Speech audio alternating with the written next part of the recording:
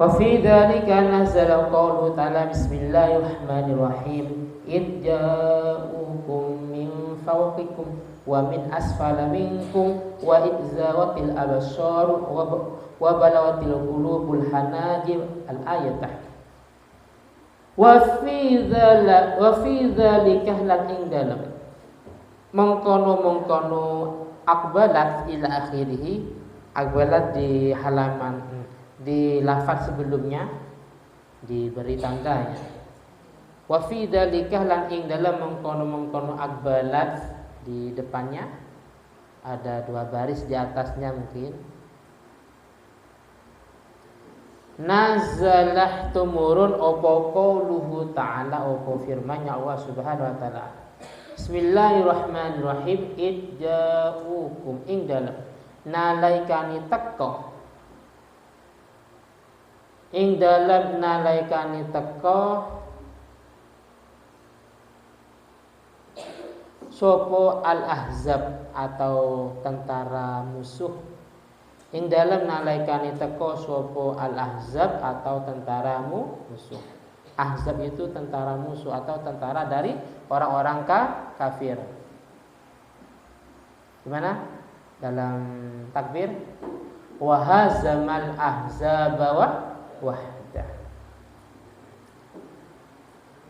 Min fawqikum sangking arah atasnya sira kabeh.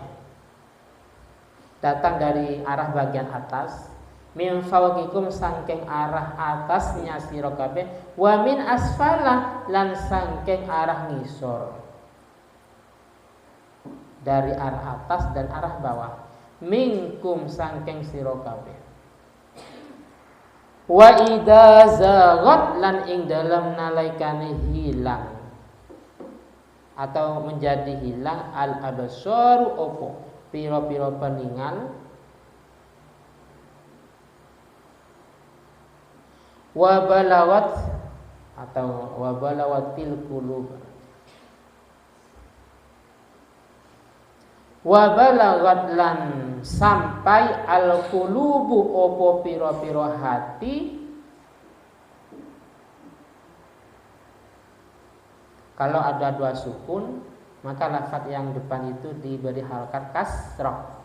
Ini kan aslinya balawat, terus al-qulub, maka dibaca wa balawatil qulub.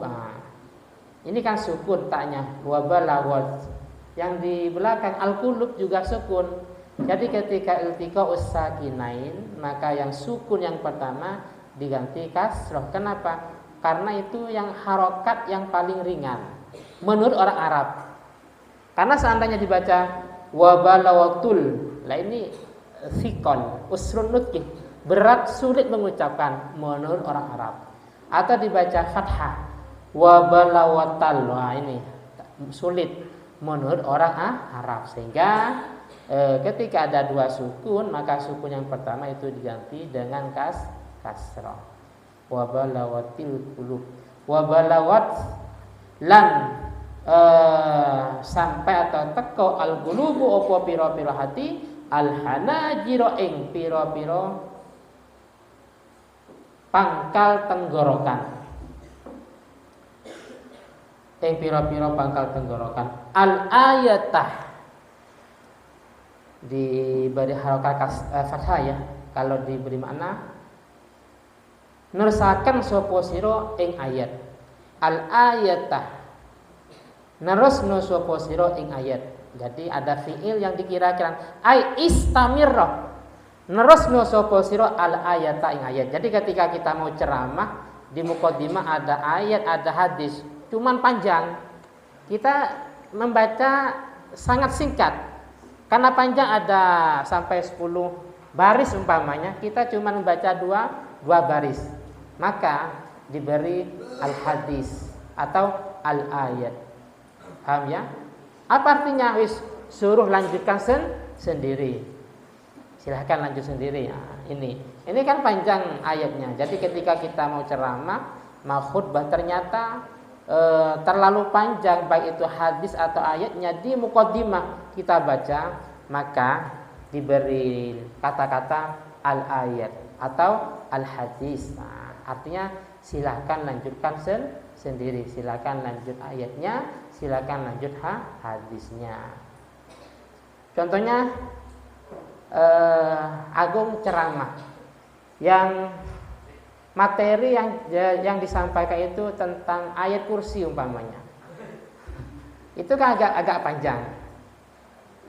Wa fi ayatin Allahu la ilaha illa huwal hayyul qayyum. Al-ayah. Karena kalau dibaca sampai selesai ini kan lumayan banyak. Paham ya? Jadi wa fi ayati ukhra, dan disebutkan dalam ayat lain, atau wa qala ta'ala Allahu la ilaha illa huwal hayyul qayyum al-ayah. Apa artinya al-ayah? Silahkan lanjutkan ayatnya ya. Silahkan teruskan ayatnya. Jadi orang-orang yang mendengarkan suruh lanjut sendiri. Jadi cara memberi harokat al-ayatah, fi'il yang dibawa ay istamirrah. Jadi kita itu belajar ilmu nahwu al-miftah umpamanya gramatika Arab, kadang membaca itu sembarangan. Contohnya babus sholah, ya bisa, ayo baca babus sholati, atau babas sholati, atau babis sholati. Loh kok bisa ya? Bismillahirrahmanirrahim, Bismillahirrahmanirrahim, Bismillahirrahmanirrahim, Bismillahirrahmanirrahim, Bismillahirrahmanirrahim, dan seterusnya. Loh kok bisa? Kalau dibaca fathah nasab mengira-ngirakan fi'il a'ni. Contohnya bismillahi dengan menyebut Allah Ta'ala, dibaca ar-Rahman. Loh kok ar-Rahman? A'ni ar-Rahman, yang saya maksud adalah zat yang maha penyayang. Kalau bismillahirrahmanu, loh kok ar-Rahmanu? Mengira-ngira mubtada yang dibawa ai huwa ar-Rahman, utawi Allah Ta'ala itu ar-Rahman yang maha penyayang, dan seterusnya. Paham ya? Cuma ini kalau kita membahas secara i'rab, artinya bukan kita dalam keadaan sholat Bismillahirrahmanirrahim. Jadi apa? Artinya gini, kalau kita mempunyai ilmu baru yang itu sekiranya aneh, jangan dibacakan di masyarakat awam. Ini cuma kalau kita membahas secara i'rab, secara ilmu nahwu. Artinya, tapi ini ya tidak parah, karena cuma salah secara i'rab. Cuman ada juga salah secara i'rab bisa jadi murtad. Contohnya iyyaka na'budu wa iyyaka nasta'in. Karena kita mau model dibaca iyyaki, lah ini beda. Karena kalau iyyaki itu adalah untuk perempuan. Kalau kita baca iyyaka, hanya kepada engkau kami menyembah, wa iyyaka nasta'in, dan hanya kepada engkau kami minta pertolongan.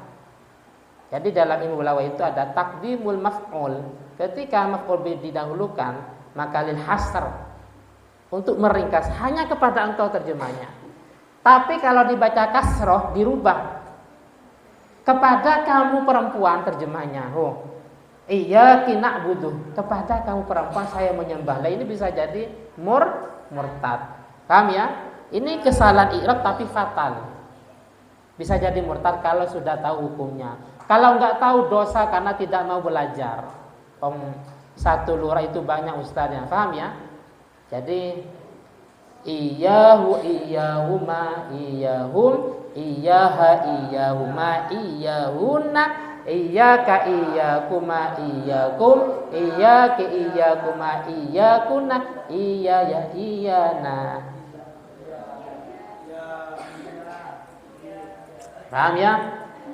Jadi kadang sebuah kesalahan fatal.